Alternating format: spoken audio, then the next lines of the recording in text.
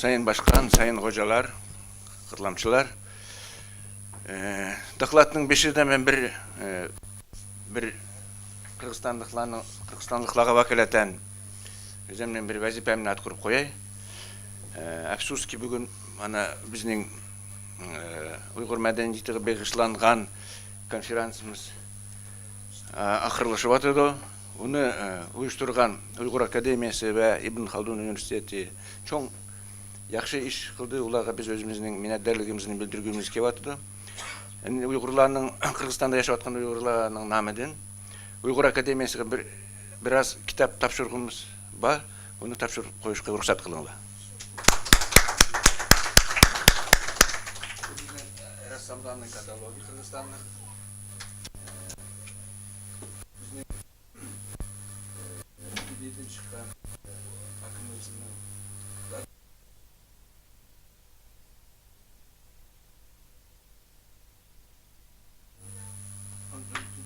2004 жылы Бишкекте халыкара уйгуршунасылык конференция өтүп, быйыл мунун докладдары материалы чыккан. Ички китаптарды тапшырдым.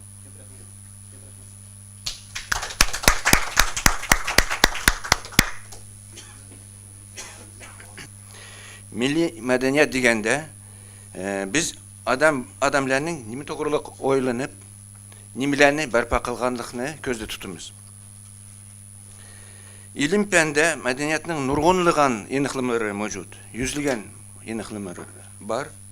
Biz tövende Uygur medeniyetini to'g'riliq gap qilamiz. Uygur medeniyeti daim rivojlanib, yangi madeniy aşkuşlarını, yangi madeniy sistemalarini hasil qilib turadi. Medeniyetinin kodu deb biz kod degende endi Uygurcha aşkuş deb aytsak bo'ladi. Medeniyetning kodu deb biz alamni qabul qilishdagi milliy surat, ichidagi ahamiyatli badiiy va estetiklik belgi hem simvollarning yig'indisini aytamiz. Mazkur dokladimizda ataqliq shoir Lutfulla Mutalibning ijodiyatiga munosabatlik hozirgi zamon Uyg'ur medeniyetining modeli ve asaslık frame'lerini tasvirlashdan ibaret maqsadni aldığımızga koygan edik. Bunun için bizge tövendeki vazifelerini hal kılmak lazım. Lutfullah Mutalib'nin hayatı ve icadiyeti üstüde kıskaça toxtulup ötüş ve ikincisi Uygur medeniyetinin qandaq qılganda saklanış ve rivajlandırış kapaleti süpütüde onun modeli üstüde toxtulup ötüş. Emre Lutfullah Mutalib bana ikinci günü ben nayeti hoşal bolatımen, ikinci günü bolatıdı. Lutfullah Mutalib doğruluk, yaxşı sözle eğitilip nayeti men xursand bolatımen. Bu Ali Cenab o yürek insanın bir yıl 95 yıllığı hatırlanıp atıdı. Bütkül Uygurlar yaşayotgan memleketlerde. Endi Lutfullah Mutalib doğruluk köp etişinin haceti yok. Biz barlığımız bilimiz. Bu insanın acayip köp kırılık talant ilgisi ekenligini 23 yıl yaşap özünün klasiklik mirasını kaldırıp ketken o yürek insan Lutfullah Mutalib hem şair, hem dramaturg, hem prozaik, hem ressam, jurnalist, edebiyatşünas. Onun talantı hakikaten bu köp kırılık bolup meni bu dokladımga münasebetlik kızıktırdıgan yeri şu ki demek bu adam özünün icadiyetiyle Uygurlarga has badiiy alamning badiiy bir suretini mücessemleştirip tasvirlashga müyesser bo'lgan adam. Başqacha bo'lganda 23 yaşta şunçalık eserlerini yaratmak mümkün emas edi. Lutfullah Mutalib'nin eserlerini biz okuganda bizning dokladga münasebetlik medeniyetning aşkuşlarını tapqılı bo'ldi. Şunun için bizning dokladımız şairning ijodiyatiga bağlanışlıq bolup asasen Uygur medeniyeti to'g'riliq gap qilamiz. Uygur medeniyetining modeli Bu biz üçün bugün sözsüz lazım bolgan нәрсе. Çünkü ben şahsen Uygur medeniyetini bu Uygur milletinin hateresi süpütüde kabul kılamen de. Medeniyet bu demek bugünküçe Uygurlar nimile doğruluk oylanıp, nimelen berpa kılıp onu özünün içtimai tecrübesi süpütüde toplap kelgen. Lekin onu elbette saklaş gerek, rivajlandırış gerek ve en muhimi bizden keyin kelayotgan avlodga münasip ravishda tapşırıp ötküzüp beriş gerek de. Bu elbette mürekkep mesele. Bu meseleni hal kılışta bizge Uygur medeniyetinin modeli degan düşünce yardım berdi.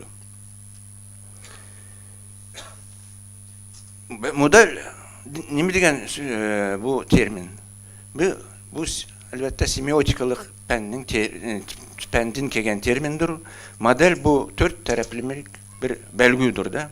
Modelning hem formal tarafi ba, mazmuni ba, başka medeniyetler bilen alakaga kirgendeki jaryanlarının ettiri degan tarafim ba ve elbette en muhimi pragmatik, praktikalık, onu paydalanılan dördüncü aspekti ve terapi ba. Modelinin formal, taşki terapiye nimelerni biz kirgizsek bo'ldi. Bu elbette milli kiyim, keçek, milli tamak yemeklikler, milli arkitektura ve közge görünülen millet bolup kösüldüğün her kandak görünüşler. Bununla makal temsillerini, nakşılarını mı kirgisek boludu. Modelinin mazmunu ba. Mazmunga nima kirdi? Milliy medeniyetning modeli nimalar kirdi? Onunla elbette urf adetler, ananiler, konseptlar degan bu endi dünyani qabul qilishdiki milletke mensup bo'lgan bir tushunishdir, abstrakt tushunishdir. Ko'pchilikka mensup bir tushunish. Bunu biz konsept deb aytsak bo'ladi. Albatta hozirgi sharoitda har qanday madaniyat o'zicha yashay olmaydi. Her qanday madaniyat boshqa madaniyatlar bilan aloqaga kirishga majbur. Shuning uchun Uygur medeniyeti o'zining kundalik turmushida hem mesela Kırgızistan'da Rus medeniyeti bilen, Kırgız medeniyeti bilen, Türkiye'de başka milletlerin medeniyeti bilen aloqaga kirishga to'g'ri keladi. Bunu biz hesapga ilishimiz gerek sözsüz. Ve dördüncü aspekt bu elbette modelinin pragmatiklik aspekti. Modelinin pragmatiklik aspekti bu qanday qilganda biz Uygur medeniyetini yaxshi foydalanishimiz mumkin. Qanday qilganda bu medeniyet yo'qolmasdan bizning kendimizden kelayotgan avlodga miras sifatida qoldirilishi mumkin degan so'z. Agarda milliy til yo'qolsa, millat yo'qoladi deb hozir yaxshi aytildi. Millatning xatirisi yo'qolsa, texmo dahshatli ko'rinish bo'ladi. Biz bilimizki, agarda tilni yo'qotib, lekin o'zini ma'lum millatga mansub ekanligini ko'rtirmaydi. Masalan, Kırgızistan'da Uygurlar tilini yo'qotgan, lekin o'zini Uygur deb hisoblab yurdi. Uygur deganligida ching turdi. Lekin madaniyatni yo'qotsa, milliy ko'z qarashni, milliy dunyo alamni milliycha qabul qilishni yo'qotsa, u vaqtida milliylik tamamen yo'q bo'ldi degan so'z.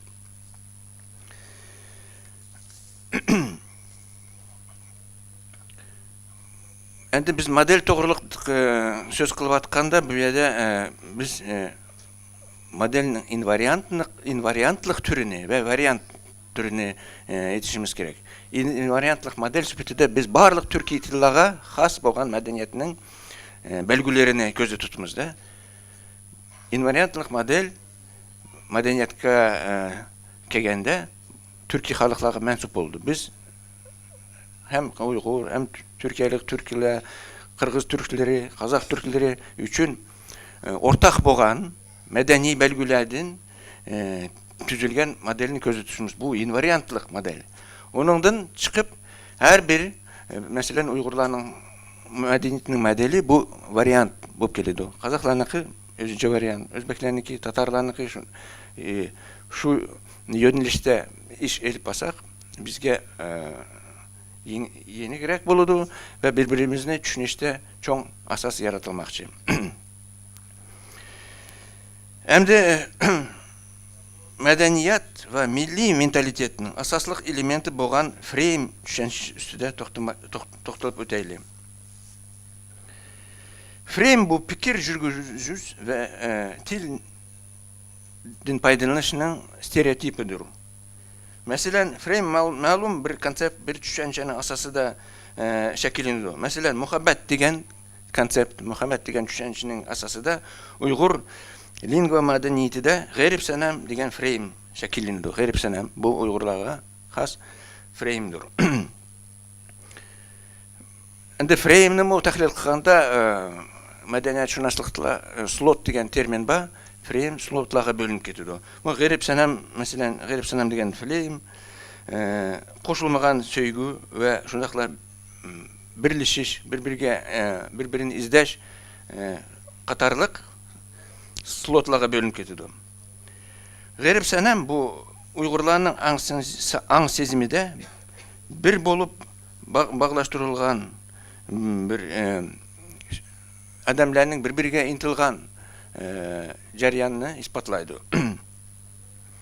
Hazırkı zaman modern Uygur lingua medeniyette garip senem frame birleşiş ve koşuluşka intilişinin bedi ve estetiklik simvolu bolup kaldı. Lütfullah Mutalip'nin icadiyeti de bizni kızıktırgan azatlık, emgek, bahar may, nakşa, yaşlık, vakıtqa okşaş asaslık frame'larını körgülü boludu.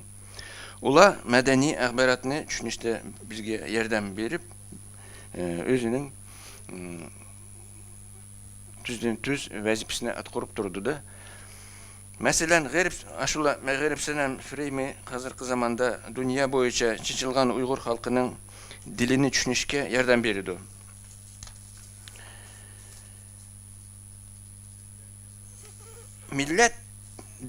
Millet düşüncesi bu en aval medeniyet düşüncesi.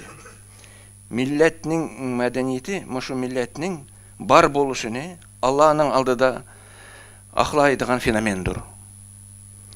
Medeniyet halkının mukaddes hususiyeti. Medeniyet milletinin mevcut boluşunu hukukidir. Eğer kandaktur bir millette medeniyeti bar bolduğun bolsa, o millet demek yaşaşka onun hukuku var. Allah Teala'nın aldıda. Endi bugün biz Uygur nakşılarını anlap nayeti hoşal boluvatımız. Uygur nakşısız Uygur'unu teseffür kılgılı mümkün emez. Nakşa degen bu mu özünçe ayrım bir Uygurlarga frame desek boludu.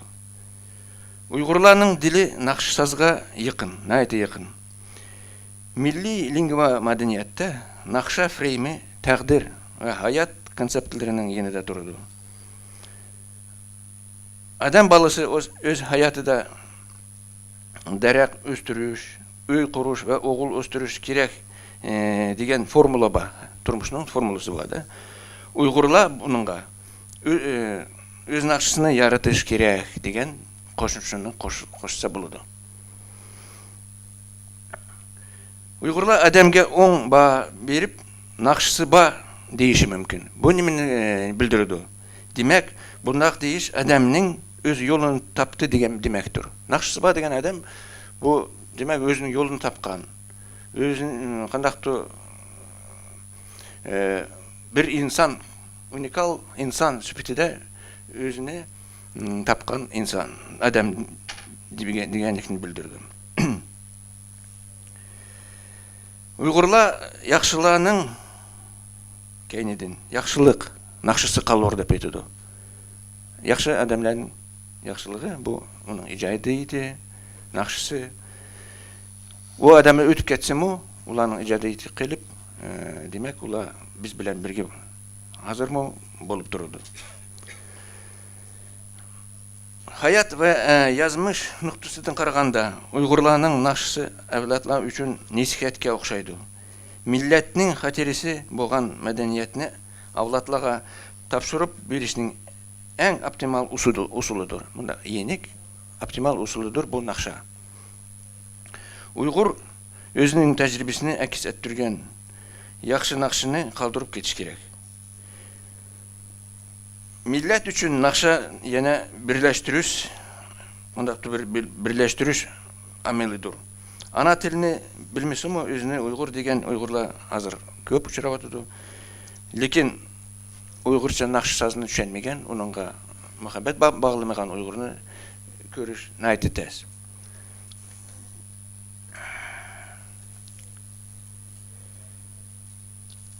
Naqsha Uygur'un yeni bütkül hayatı devam eder, yeni de buludu. Xuddi karvan naqshisi. Eğer adam balısının turmuşunu bir yolga oxşatılgan bolsak, naqsha bu xuddi karvan ya karvan naqshisi oxşas Uygur'un yeni de daim bolup durdu. Endi qısqacha qilib aytganda Uygurlarning naqshisi bu muzika bilan şeirning garmoniyasidir. Maşu garmoniya arqali Uygurlar tashqi dunyoni tushunib, madaniy tajribani to'plab hayot kechirdi. Maşu ko'rinish naqsha fremida o'z aksini topgan. Lutfullah Mutalibning ijodiyati biz uchun yana nima uchun qimmat?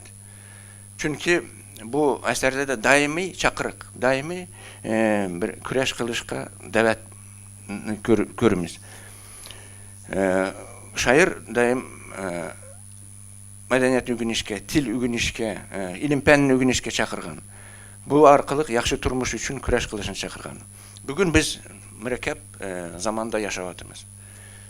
Bu alemleştiriş zaman. Bu zamanda köplügen mayda madaniyatlar yok olup ketivatıdı, yok bolup ketivatıdı.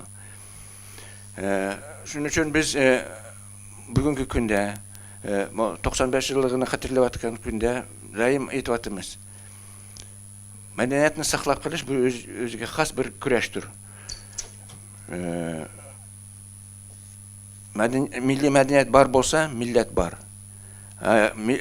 Ana tilini biz Yahudilerning misalida ko'ryapmiz ki yo'qolgan ana tilini yangi baştan canlandırış mümkün.